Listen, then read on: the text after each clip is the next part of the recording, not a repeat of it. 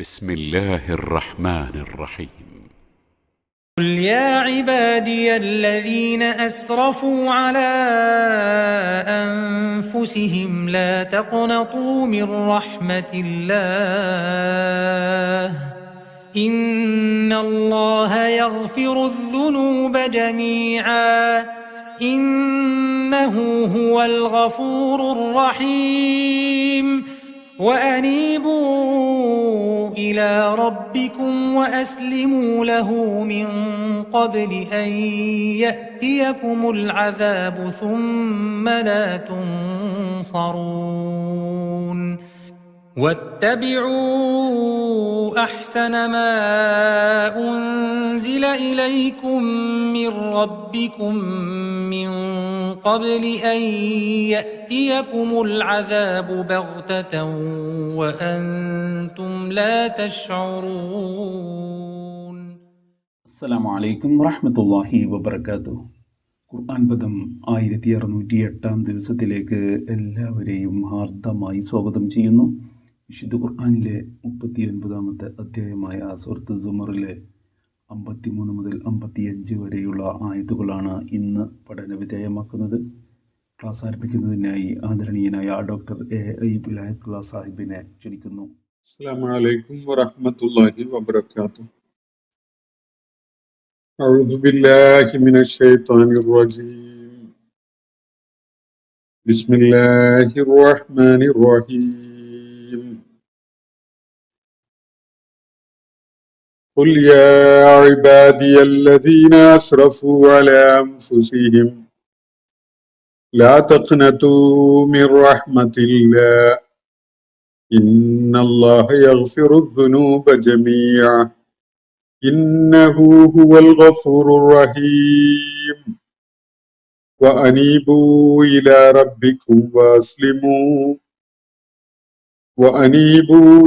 ربكم وأسلموا له من قبل أن يأتيكم العذاب ثم لا تنصرون واتبعوا أحسن ما أنزل إليكم من ربكم من قبل أن يأتيكم العذاب بغتة وأنتم لا تشعرون. صدق الله العلي العظيم. സൂറത്ത് സുമറിലെ 53 മുതൽ 55 വരെയുള്ള ആയത്തുകളാണ് ഞാൻ നിങ്ങളെ കേൾപ്പിക്കുകയുണ്ടായത്.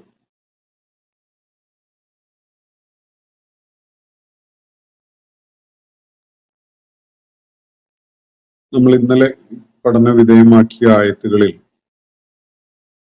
അവസാനമായിട്ട് അല്ലാഹു പ്രതിപാദിക്കുകയുണ്ടായത് ഭൗതിക ലോകത്ത് അള്ളാഹുവിന്റെ അനുഗ്രഹങ്ങൾ ലഭിക്കുക എന്നതോ വളരെ പരിമിതമായ അനുഗ്രഹങ്ങൾ മാത്രം ലഭിക്കുക കാരണമായി പ്രയാസങ്ങൾ നേരിടേണ്ടി വരുന്ന അവസ്ഥയോ ഒന്നും തന്നെ ആ ആളുകൾ അള്ളാഹുവിന്റെ തൃപ്തി നേടിയവരാണോ അതല്ല അള്ളാഹു അവരുടെ കാര്യത്തിൽ അതൃപ്തനാണോ എന്നതൊന്നും സൂചിപ്പിക്കുന്ന വിഷയമേ അല്ല. അള്ളാഹു അവന്റെ ഇച്ഛപ്രകാരം അവന്റെ ഒരു തീരുമാനപ്രകാരം ചിലർക്ക് കൂടുതലായിട്ട് നൽകുന്നു, വേറെ ചിലർക്ക് വളരെ പരിമിതപ്പെടുത്തി മാത്രം നൽകുന്നു. ബന്ധപ്പെട്ട ആളുകൾക്ക് അവരുടെ അള്ളാഹുവിനുള്ള കൃതജ്ഞത കാണിക്കുന്ന സ്വഭാവം ഉള്ളവരാണോ, പ്രയാസവും ബുദ്ധിമുട്ടും ഒക്കെ നേരിടേണ്ടി വരുമ്പോൾ അത് സഹനം അവലംബിച്ചുകൊണ്ട് നേരിടുന്നവരാണോ എന്ന വിധത്തിൽ അവരെ പരീക്ഷിച്ചറിയുന്ന കാര്യത്തിനു വേണ്ടിയാണ് അള്ളാഹു ഈ വിധത്തില് റിസ്ഖ് വർദ്ധിതമായ വിധത്തിൽ നൽകുന്നതും അതുപോലെ പരിമിതപ്പെടുത്തി നൽകുന്നതും എന്ന കാര്യമാണ് നമ്മൾ അവസാനം വായിച്ച ആയത്തിലായിട്ട് അള്ളാഹു വ്യക്തമാക്കിയത് കാണുകയുണ്ടായത്.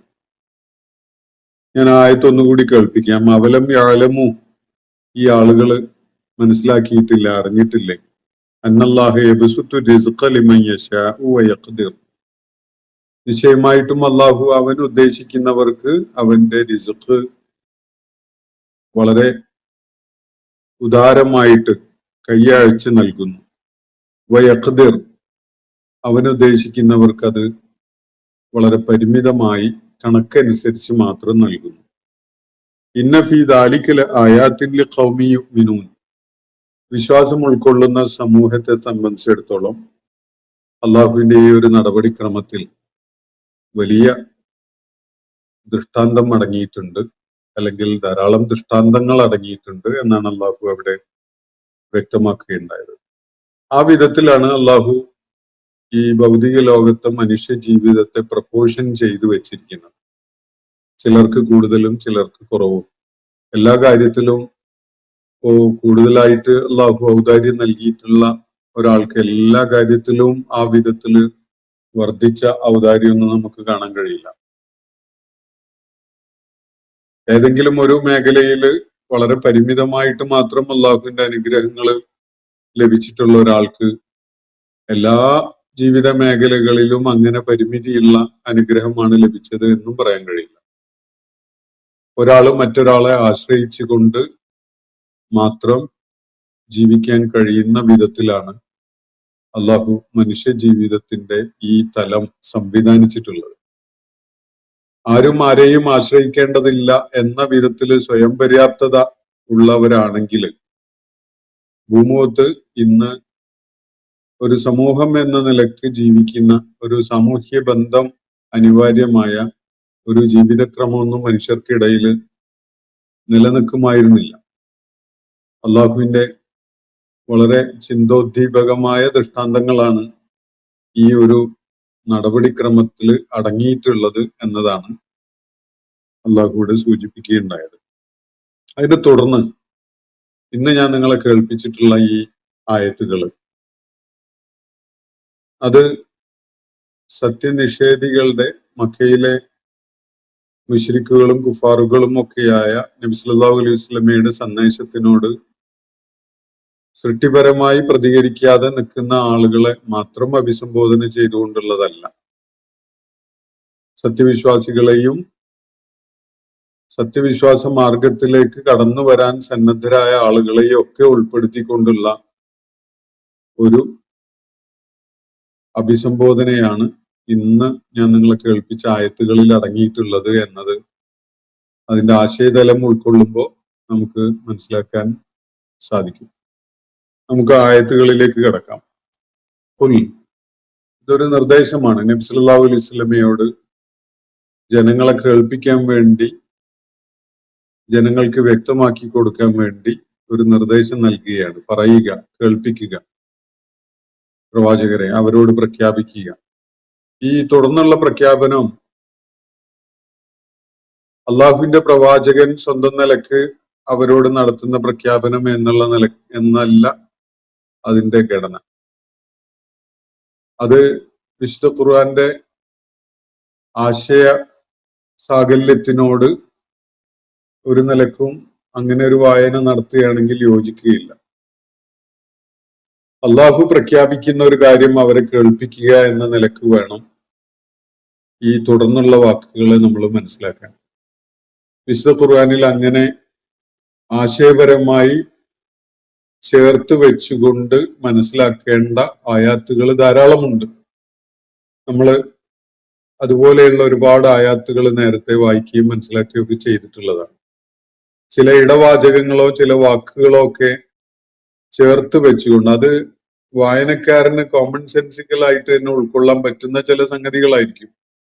അങ്ങനെ റീഡർ ഇൻവോൾവ്മെന്റ് ഉള്ള വിധത്തിലാണ്, വായനക്കാരന്റെ ഇടപെടല് അല്ലെങ്കിൽ സാന്നിധ്യം ഉള്ള വിധത്തിലാണ് വിശുദ്ധ ഖുർആന്റെ ആയാത്തുകൾ പാരായണം ചെയ്യപ്പെടേണ്ടത് എന്നതാണ് അള്ളാഹു അതിന് സ്വീകരിച്ചിട്ടുള്ള ശൈലീപരമായിട്ടുള്ള പ്രത്യേകതകളിൽ ഒന്ന്. ഈ ആയത്ത് നോക്കുക. ഖുൽ, പ്രഖ്യാപിക്കുക, പറയുക, അല്ലെങ്കിൽ അവരോട് ഈ കാര്യം അറിയിക്കുക എന്നൊക്കെയുള്ള നിലക്ക് മനസ്സിലാക്കാം. തുടർന്ന് പറയുന്നത് യാ ഇബാദി അല്ലദീന അസ്റഫു അലാ അൻഫുസിഹിം. സ്വന്തം ആത്മാക്കളോട് അതിക്രമം ചെയ്തു പോയിട്ടുള്ള എന്റെ ദാസന്മാരെ എന്നാണ് ഇവിടെ വിളിക്കാൻ അള്ളാഹു നബി സല്ലല്ലാഹു അലൈഹി വസല്ലമയോട് അള്ളാഹുവിനെ മുൻനിർത്തിക്കൊണ്ട് അള്ളാഹു പറയുന്ന വിധത്തിൽ കേൾപ്പിക്കാൻ വേണ്ടി ആവശ്യപ്പെടുന്നത്. നബി സല്ലല്ലാഹു അലൈഹി വസല്ലമയുടെ ഇബാദുകളെ അല്ല, അള്ളാഹുവിന്റെ ഇബാദുകളെയാണ് വിളിക്കുന്നത്.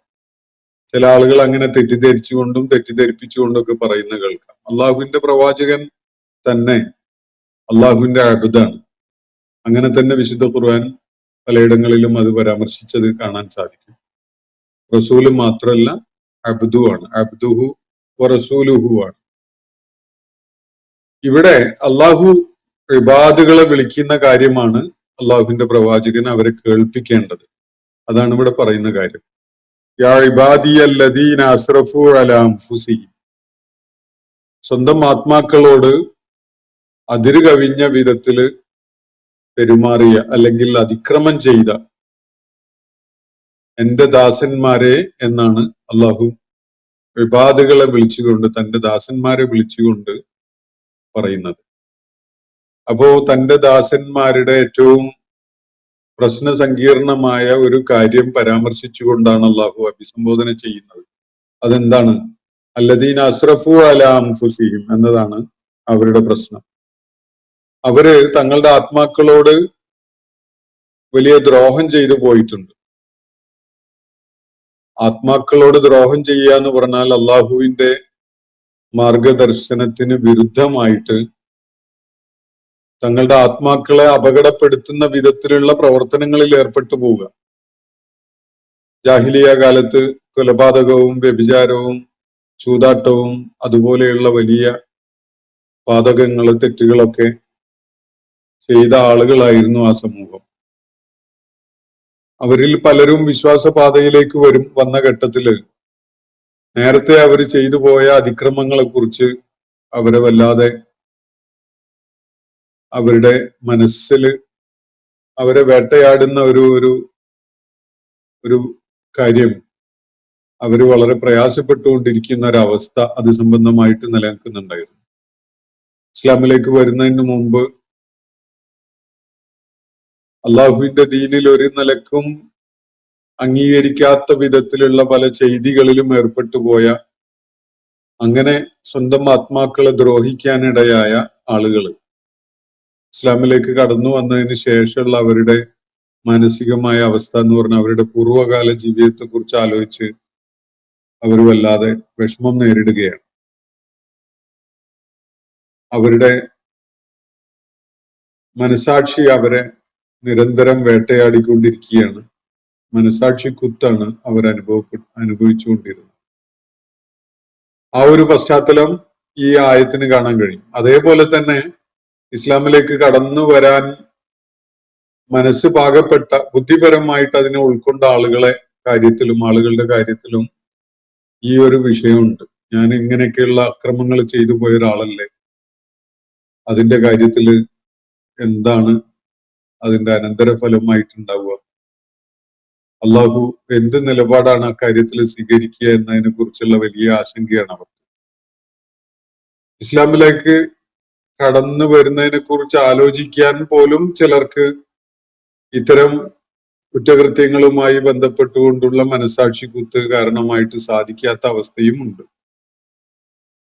അപ്പൊ ഈ മൂന്ന് വിഭാഗത്തിൽപ്പെട്ട ആളുകളുടെ കാര്യത്തിലും വിശ്വാസമാർഗത്തിലേക്ക് വന്ന ആളുകൾ, അതുപോലെ വരാൻ മനസ്സ് പാകപ്പെട്ട ആളുകൾ, ഇസ്ലാമിലേക്ക് അള്ളാഹുവിന്റെ മാർഗത്തിലേക്ക് വരാൻ ആലോചിക്കാൻ കഴിയാത്ത വിധത്തിലുള്ള തടസ്സമായിട്ട് ഇത്തരം ചിന്തകൾ വേട്ടയാടിക്കൊണ്ടിരിക്കുന്ന അവസ്ഥയിലുള്ള ആളുകൾ, ഈ മൂന്ന് വിഭാഗം ആളുകളെയും നമുക്ക് ഈ അള്ളാഹുവിന്റെ ഈ അഭിസംബോധനയിൽ പെടുന്നു എന്ന് മനസ്സിലാക്കാൻ സാധിക്കും. അവിടെ പറയുന്ന കാര്യം യാ ഇബാദിയല്ലദീന അസ്റഫു അലാ അൻഫുസിഹിം, സ്വന്തം ആത്മാക്കളോട് അക്രമം ചെയ്ത എന്റെ ദാസന്മാരെ, സ്വന്തം ആത്മാക്കളോട് അതിരുവിട്ട് പ്രവർത്തിച്ച എന്റെ ദാസന്മാരെ. ഇസ്രാഫ് എന്ന് പറഞ്ഞാൽ പടച്ചതമ്പുരാൻ നിശ്ചയിച്ച അതിർവരമ്പുകളെ ലംഘിച്ചുകൊണ്ട്, പരിധി വിട്ടു പോകുന്ന ഒരു പ്രവർത്തനത്തിനാണ് ഇസ്രാഫ് എന്ന് പറയാം.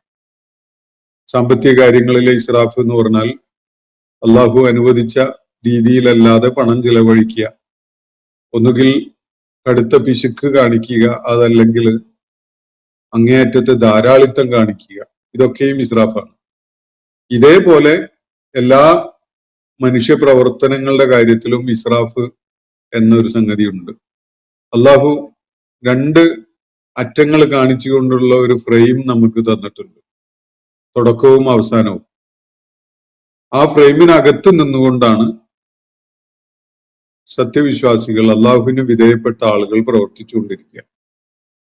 അതിന്റെ അപ്പുറത്തേക്കും ഇപ്പുറത്തേക്കും നീങ്ങാത്ത വിധത്തില് ആ ഒരു ഫ്രെയിമിനകത്താണ്, ആ അതിർവരമ്പുകൾക്ക് അകത്ത് നിന്നുകൊണ്ടാണ് പ്രവർത്തിക്കുക. അതല്ലാതെ അതിന്റെ അപ്പുറത്തേക്കും ഇപ്പുറത്തേക്കും പോകുക എന്നത് ഇസ്രാഫാണ്. അതിനാണ് അതിക്രമം എന്ന് പറയുക വേറൊരു ഭാഷയിൽ. അപ്പൊ സ്വന്തം ആത്മാക്കളോട് അള്ളാഹുവിന്റെ നിയമപരിധികൾ ലംഘിക്കുക വഴി അക്രമം ചെയ്ത, അതിര് വിട്ടുകൊണ്ട് പ്രവർത്തിച്ച, അങ്ങനെ സ്വന്തം ആത്മാക്കളെ അപകടപ്പെടുത്തിയ എന്റെ അടിയാറുകളെ, എന്റെ ദാസന്മാരെ എന്ന് വിളിച്ചുകൊണ്ടാണ് അള്ളാഹുവിടെ മനുഷ്യ സമൂഹത്തെ അഭിസംബോധന ചെയ്യുന്നത്. ഇത് നബി സല്ലല്ലാഹു അലൈഹി വസല്ലമയുടെ വാക്കുകളായിട്ട് ആരും തെറ്റിദ്ധരിക്കാൻ പാടില്ല. അത് വിശുദ്ധ ഖുർആന്റെ ആശയങ്ങളെ വളരെ വഷളായ വിധത്തില് സ്വീകരിക്കുക, അല്ലെങ്കിൽ വഷളായ വിധത്തില് പരാമർശിക്കുക എന്ന ഒരു കാര്യമാണ് അങ്ങനെ ചെയ്യുക വഴി ആരും ചെയ്യുന്നുണ്ടാവുക. അതുകൊണ്ട് അങ്ങനെയല്ല, ഈ കാര്യം അള്ളാഹു പറയുന്നതായിട്ട് ജനങ്ങളെ കേൾപ്പിക്കാനാണ് ഇവിടെ അള്ളാഹുവിന്റെ പ്രവാചകനോട് അള്ളാഹു ആവശ്യപ്പെടുന്നത് എന്ന് മനസ്സിലാക്കേണ്ടതുണ്ട്. യാ ഇബാദിയല്ലദീന അസ്റഫു അലാ അൻഫുസിഹിം, സ്വന്തം ആത്മാക്കളോട് അതിര് വിട്ട് പ്രവർത്തിച്ച എന്റെ ദാസന്മാരെ എന്ന് പറഞ്ഞുകൊണ്ടാണ് അള്ളാഹു സംസാരിക്കുന്നത്. ലാ തഖ്നതു മിർ റഹ്മത്തില്ലാ, അള്ളാഹുവിന്റെ കാരുണ്യത്തിൽ നിങ്ങൾ നിരാശ ബാധിച്ചവരാവരുത് എന്നാണ് തുടർന്ന് പറയുന്നത്. ഈ ദാസന്മാരെ വിളിച്ചുകൊണ്ട് സ്വന്തം ആത്മാക്കളോട് ദ്രോഹം പ്രവർത്തിച്ചു പോയ ആത്മാക്കളോട് ദ്രോഹം ചെയ്തു പോയ അള്ളാഹുവിന്റെ അടിയാറുകളെ വിളിച്ചുകൊണ്ട് അള്ളാഹു പറയുന്നത്, ലാ തഖ്നതു മിർ റഹ്മത്തില്ല, നിങ്ങൾ ഒരു കാരണവശാലും അള്ളാഹുവിന്റെ കാരുണ്യത്തിന്റെ കാര്യത്തിൽ നിരാശ ബാധിച്ചവരാവരുത്. ഏത് എക്സ്ട്രീമിലേക്ക് പോയിട്ടുള്ള ഒരാളാണെങ്കിലും അയാൾക്കും പ്രതീക്ഷ അവശേഷിക്കുന്നുണ്ട് എന്നാണ് അള്ളാഹുവിടെ സൂചിപ്പിക്കുന്നത്. നിങ്ങൾ അള്ളാഹുവിന്റെ കാരുണ്യത്തിൽ മാത്രം നിരാശ ബാധിച്ച ആളുകളാവരുത്. വേറെ എന്തിലും നിങ്ങൾക്ക് നിരാശ ഉണ്ടാകാം, പക്ഷെ അള്ളാഹു എന്നോട് കരുണ ചെയ്യുകയില്ല എന്ന വിധത്തില് നിങ്ങൾ നിരാശ ബാധിച്ച ആളുകളാവരുത്. അങ്ങനെ സംഭവിച്ചാൽ പലരും ആത്മഹത്യയിലേക്ക് നീങ്ങും, പലരും സത്യമാർഗത്തിലേക്ക് വരാൻ സന്നദ്ധനാവാതെ തിന്മയിൽ തന്നെ മുഴുകി കഴിയുന്ന, ജീവിതാന്ത്യം വരെ തിന്മയുടെ ആളായി മാറുന്ന ഒരവസ്ഥയൊക്കെയാണ് അതിന്റെ ഫലമായിട്ടുണ്ടാവുക. അങ്ങനെ ഒരു എക്സ്ട്രീം ഡെസ്പെയറിലേക്ക് പോകരുത് എന്നാണ് അള്ളാഹു തന്റെ ഇബാദുകളെ അഭിസംബോധന ചെയ്തുകൊണ്ട് പറയുന്നത്. ഏതെങ്കിലും ഇബാദുകളെയല്ല, സ്വന്തം ആത്മാക്കളോട് വലിയ ദ്രോഹം ചെയ്തു പോയ ഇബാദുകളോട് അള്ളാഹു പറയുന്നത്, ലാ തഖ്നതു മിർ റഹ്മത്തില്ല, നിങ്ങൾക്ക് പ്രതീക്ഷയുണ്ടോ, പ്രതീക്ഷയുണ്ട് കൂട്ടരെ എന്നാണ് പറയുന്നത്. നിങ്ങൾ അള്ളാഹുവിന്റെ കാരുണ്യത്തില് നിരാശ ബാധിച്ചവരാകരുത്. ഇന്നല്ലാഹി യഗ്ഫിറു ദുനൂബ ജമീഅ, അള്ളാഹു പാപങ്ങളെ മുഴുവനായിട്ടും പുറത്തു കൊടുക്കും. ഇന്നല്ലാഹി യഗ്ഫിറു ദുനൂബ ജമീഅ, അതിന്റെ വഴി സ്വീകരിച്ചാൽ മതി. അള്ളാഹു സകല പാപങ്ങളും പുറത്തു കൊടുക്കും. 99 ആളെ വധിച്ച ഒരാള് തനിക്ക് വല്ല പ്രതീക്ഷയും ഉണ്ടോ എന്ന അന്വേഷണത്തിലായിരുന്നു. അങ്ങനെ അവസാനം അയാള് ഒരു പണ്ഡിതന്റെ അടുക്കലേക്ക് തിരിച്ചുവിടപ്പെടുകയും അയാളുടെ അടുക്കൽ ചെന്ന് കാര്യങ്ങൾ അന്വേഷിക്കുകയും ചെയ്തപ്പോ അയാള് പറഞ്ഞു, 99 ആളുകളെ കൊന്ന തനിക്ക് ഇനി യാതൊരു പ്രതീക്ഷയും ഇല്ല. എന്ന് കേട്ടതോടുകൂടി, ഈ കാര്യം അയാളിൽ നിന്ന് കേട്ടതോടുകൂടി അയാളെയും കൂടി കൊന്നു കളഞ്ഞിട്ട് അയാള് മുന്നോട്ട് നീങ്ങിയ ഒരു കഥ ഹദീസുകളിൽ പരാമർശിക്കപ്പെടുന്നുണ്ട്. അയാള് ശരിയായ ജീവിത ദർശനം അയാൾക്ക് പകർന്നു നൽകും എന്ന് പറഞ്ഞുകൊണ്ട് അയാളെ പരിചയപ്പെടുത്തി ഒരാളുടെ അടുക്കലേക്ക് അയാൾ തിരിച്ചുവിടപ്പെടുകയാണ്. അയാളുടെ അടുക്കൽ എത്തുന്നതിന് മുമ്പ് തന്നെ പാതി വഴിയിൽ വെച്ച് അയാളെ മരണം പിടികൂടി. അതിനെ തുടർന്ന് അയാളെ അദാബിന്റെ മലക്കുകൾ സ്വീകരിക്കണോ അതല്ല റഹ്മത്തിന്റെ മലക്കുകൾ ഏറ്റുവാങ്ങണോ എന്ന വിധത്തിൽ അവർക്കിടയിൽ ഒരു തർക്കം ഉടലെടുത്തൊരു കാര്യമാണ് ഹദീസിൽ പറയുന്നത്. അങ്ങനെ ദൂരം അളക്കാനാണ് നിർദ്ദേശിക്കപ്പെടുന്നത്. അയാൾ പുറപ്പെട്ട സ്ഥാനത്ത് നിന്ന് അങ്ങോട്ടുള്ള ദൂരവും അയാൾക്ക് എത്തേണ്ടിയിരുന്ന മോക്ഷം ലഭിക്കാൻ സാധ്യതയുള്ള ഒരു വർത്തമാനം അയാൾക്ക് കേൾക്കാനിടയാകുന്ന വിധത്തില് സംസാരിക്കുന്ന ഒരാളുടെ അടുക്കലേക്ക് എത്താനുള്ള ദൂരവും, അതിൽ ആരോടാണ് അയാൾ കൂടുതൽ അടുത്തുണ്ടായിരുന്നത് അതിന്റെ അടിസ്ഥാനത്തിൽ തീരുമാനിക്കാൻ വേണ്ടി നിർദ്ദേശിക്കപ്പെട്ട ഒരു കാര്യമാണ്. ഒരു ചാൺ അയാള് ആ മോക്ഷത്തിന്റെ മാർഗം കാണിച്ചു കൊടുക്കുന്ന ആളുടെ അടുക്കലേക്ക് അടുത്തു നിന്നിരുന്നു എന്നതിന്റെ അടിസ്ഥാനത്തിൽ അയാളുടെ ആത്മാവിനെ കാരുണ്യത്തിന്റെ മലക്കിന് വിട്ടുകൊടുത്തതാണ് ആ ഹദീസ് വിശദമാക്കുന്ന സംഭവം. അള്ളാഹുവിന്റെ കാരുണ്യം അത്രയും അപരിമേയമായതാണ്, പരിധി നിശ്ചയിക്കപ്പെടാത്ത ഒരു സംഗതിയാണ്. അതുകൊണ്ട് ജീവിതത്തിൽ ഇടർച്ചയും തകർച്ചയും വീഴ്ചയും ഒക്കെ സംഭവിച്ചിട്ടുള്ള ആളുകൾ തീർച്ചയായിട്ടും മനുഷ്യൻ അങ്ങനെ ആയിരിക്കും. ആദമിന്റെ മക്കളൊക്കെ അങ്ങനെയുള്ള വീഴ്ചകളും അതുപോലെ ജീവിതത്തില് പിഴവുകളും ഒക്കെ സംഭവിച്ചവർ തന്നെയാണ്. അള്ളാഹു ഒരു സംഭവത്തിൽ, ഒരു ഹദീസിൽ വ്യക്തമാക്കുന്ന ഒരു കാര്യം, തന്റെ ഇബാദുകള് പിഴവ് പറ്റാത്തവരും തെറ്റുകളൊന്നും പറ്റാത്തവരും ഒക്കെ തന്നെ നിലക്കൊള്ളുകയാണെങ്കിൽ അള്ളാഹു അവരെ നീക്കി തെറ്റ് പറ്റുകയും പശ്ചാത്തപിക്കുകയും ചെയ്യുന്ന പ്രകൃതമുള്ള ആളുകളെ കൊണ്ടുവരും പകരമായിട്ട് എന്ന് വരെ പറയുന്നുണ്ട്. അപ്പോ തെറ്റുകളും വീഴ്ചകളും ഒക്കെ സംഭവിക്കുന്ന ആളുകൾ ആരും അങ്ങനെ കരുതിക്കൂട്ടി ചെയ്തിട്ട് അള്ളാഹുവിന്റെ അടുക്കലേക്ക് പശ്ചാത്താപം ഉറപ്പാണ്, തനിക്ക് റഹ്മത്ത് കിട്ടും എന്ന് ഉറപ്പിച്ചുകൊണ്ട് തെറ്റ് ചെയ്യാനൊന്നും നിൽക്കണ്ട. പക്ഷെ തെറ്റുകൾ സംഭവിച്ചു പോകും മനുഷ്യരുടെ സാഹചര്യങ്ങളിൽ. അത്തരം ആളുകളുടെ കാര്യത്തിൽ വലിയ പ്രതീക്ഷക്ക് വക നൽകുന്ന ഒരു കാര്യമാണ് അള്ളാഹു ഇവിടെ പറയുന്നത്. അപ്പൊ ഇന്നല്ലാഹ യഗ്ഫിറു ദുനൂബ ജമിയ, സകല പാപങ്ങളും അള്ളാഹു തീർച്ചയായിട്ടും പുറത്തു തരും. ഇതാണ് അള്ളാഹുവിന്റെ നയം. അതുകൊണ്ട് നിങ്ങൾ ആരും തന്നെ ഇസ്രാഫ് ചെയ്തു പോയ, അക്രമം ചെയ്തു പോയ, സ്വന്തം ആത്മാക്കളോട് ദ്രോഹം ചെയ്തു പോയ എന്റെ ദാസന്മാരെ നിങ്ങൾ ആരും നിരാശ ബാധിച്ചവരാകരുത്. അള്ളാഹുവിന്റെ കാരുണ്യത്തിന്റെ കാര്യത്തിൽ നിങ്ങൾക്ക് നിരാശ ഉണ്ടാവരുത്. ഏത് പതനം ഉണ്ടായാലും, ഇപ്പൊ നമ്മുടെയൊക്കെ സാമൂഹ്യ ജീവിത രംഗത്ത് പല കുറ്റവാളികളുമായി ചിത്രീകരിക്കപ്പെടുന്ന ആളുകൾ നമുക്ക് ധാരാളം കാണാൻ കഴിയും. ഈ ആളുകളുടെ മുന്നിൽ കോടതിയിൽ നടക്കുന്ന വിചാരണയും ശിക്ഷ ഏറ്റുവാങ്ങലും അല്ലാത്ത ഒരു ഓപ്ഷൻ ആരും പറയാറില്ല. പക്ഷെ അള്ളാഹുവിന്റെ ദീൻ അതിനെ നിസ്തുലമാക്കുന്ന ഒരു തലം തന്നെ ഇതാണ്. ഏത് കുറ്റവാളിക്കും ഒരു മോക്ഷത്തിന്റെ മാർഗം അള്ളാഹുവിന്റെ ദീനിലുണ്ട് എന്നതാണ്. തെറ്റ് ചെയ്തു പോയ, അതിക്രമം ചെയ്തു പോയ ആളുകള് അതില് മനസ്സിൽ തട്ടി പശ്ചാത്തപിക്കുന്നുണ്ടാകും. പക്ഷെ അവരുടെ പശ്ചാത്താപത്തിന് വില കൽപ്പിക്കാൻ നമ്മുടെ കോടതികളോ സാമൂഹ്യ സംവിധാനമോ ഒന്നും സന്നദ്ധാവില്ല. അയാൾ കൂടുതൽ മെച്ചപ്പെട്ടവനായി മാറാൻ അയാൾക്കൊരു പശ്ചാത്താപത്തിന്റെ വാതില് തുറന്നു കൊടുക്കുക എന്നൊരു കാര്യം ഭരണകൂടമോ കോടതിയോ നിയമവ്യവസ്ഥയോ അല്ലെങ്കിൽ സമൂഹത്തിൽ കുറ്റവിചാരണ നടത്തുന്ന മാധ്യമങ്ങളോ ഒന്നും അതിനൊരു സ്പേസ് കൊടുക്കാറില്ല. പക്ഷെ അള്ളാഹുവിന്റെ ദീനിന്റെ ഏറ്റവും വലിയ ആകർഷണീയതയും സൗകുമാര്യവും എന്ന് പറയാവുന്ന ഒരു സംഗതി, തെറ്റ് ചെയ്തു പോയ, അതിക്രമം ചെയ്തു പോയ ആളുകൾക്ക് മോക്ഷത്തിന്റെ ഒരു മാർഗം അള്ളാഹുവിന്റെ കാരുണ്യത്തിൻ്റെതായിട്ട് നിലനിൽക്കുന്നു എന്നത് അത് ഉറക്കെ പറയുന്നു എന്നതാണ്.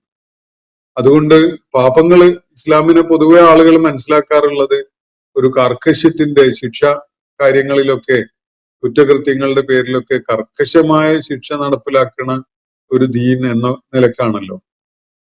പക്ഷെ ഏറ്റവും ഏറെ കാരുണ്യം നൽകുന്ന ഒരു ദീനാണ് അള്ളാഹുവിന്റെ ദീന് എന്നത് നമുക്ക് ബോധ്യപ്പെടുത്തി തരുന്ന ഒരു കാര്യമാണ് ഇവിടെ നമുക്ക് കാണാൻ കഴിയും.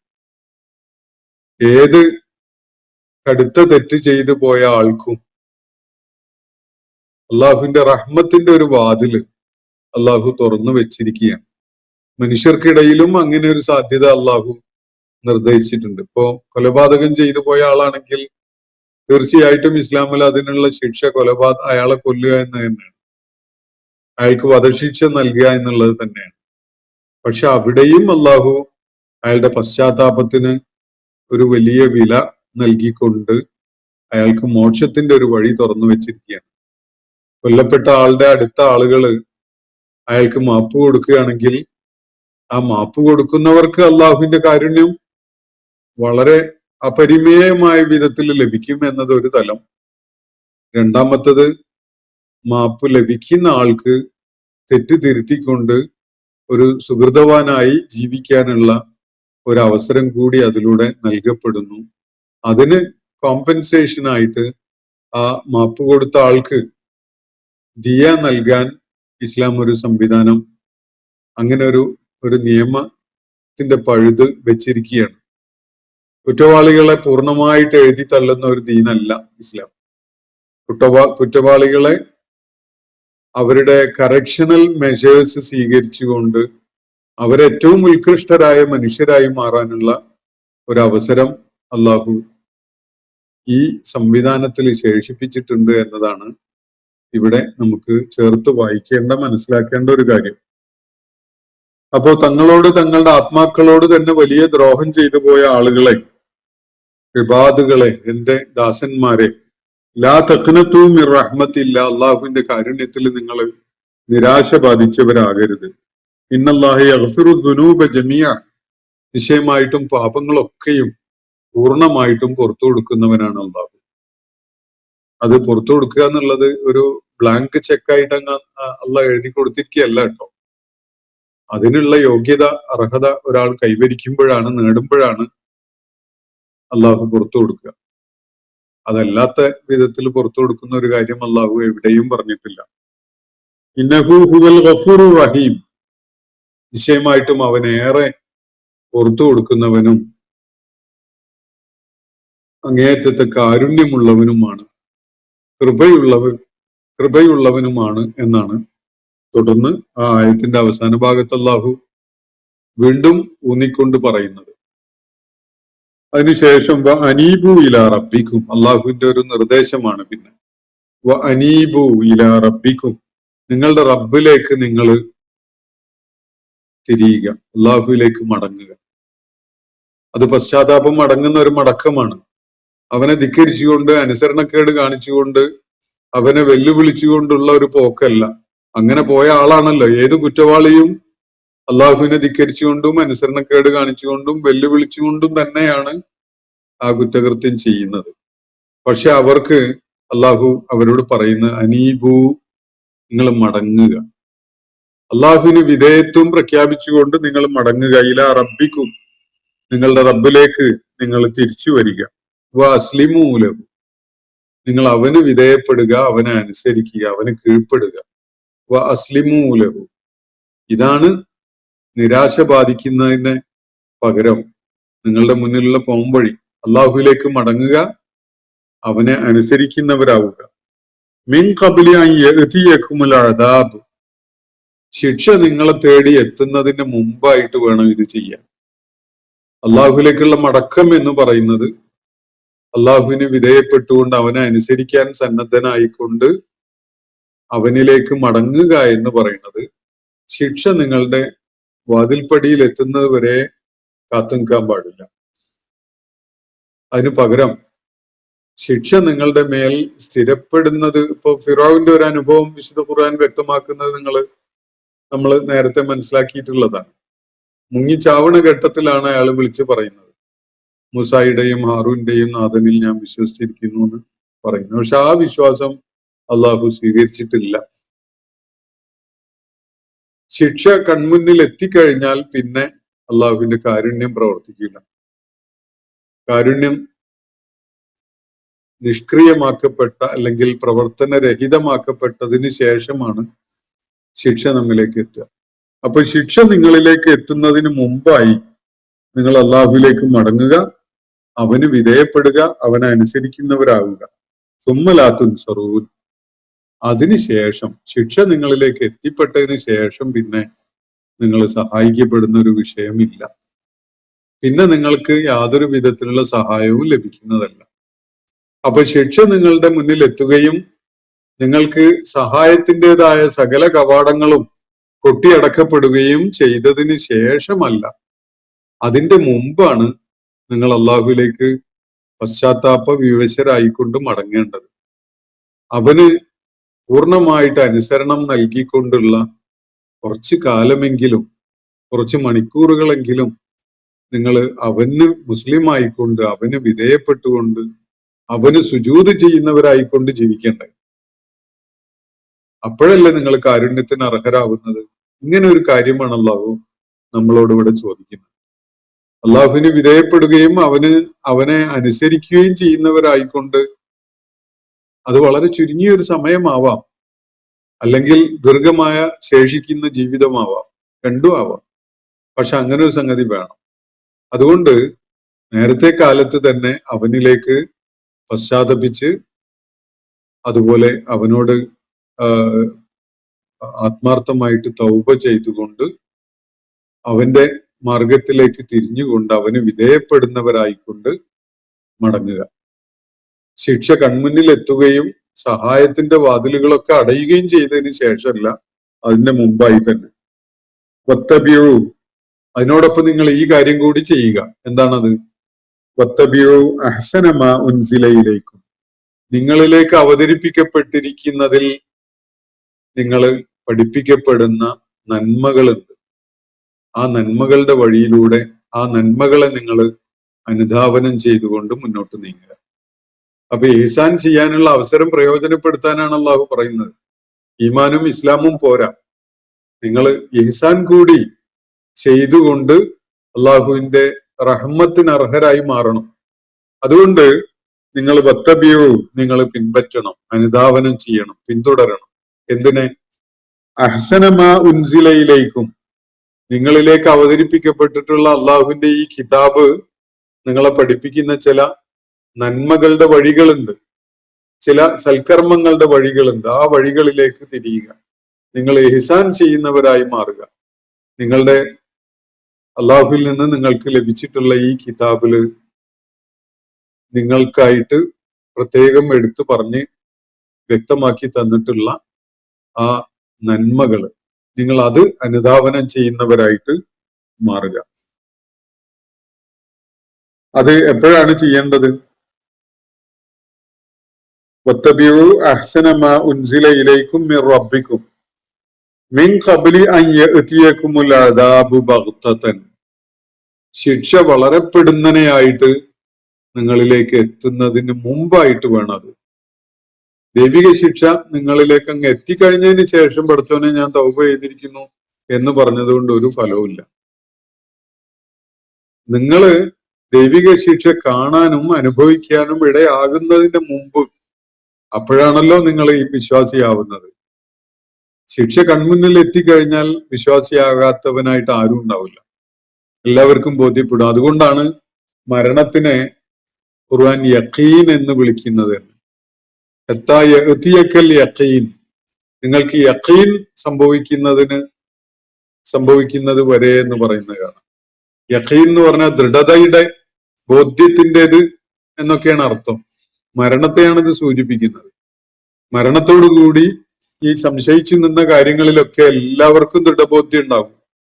പക്ഷെ മരിക്കാനുള്ള സമയമാവുന്നതിന്റെ മുമ്പായി സ്വന്തം ഇച്ഛപ്രകാരം റബ്ബിനെ തിരിച്ചറിയുകയും അവന് വിധേയപ്പെടുകയും അവനെ അനുസരിക്കാൻ സന്നദ്ധരാവുകയും അവന്റെ മുന്നില് സുജൂദ് ചെയ്യാൻ പാകപ്പെടുകയോ ഒക്കെ ചെയ്യുന്ന ഒരു അനുഭവം ഒരാൾക്ക് അള്ളാഹുവിന്റെ കാരുണ്യം ലഭിക്കാൻ ആവശ്യമുണ്ട്.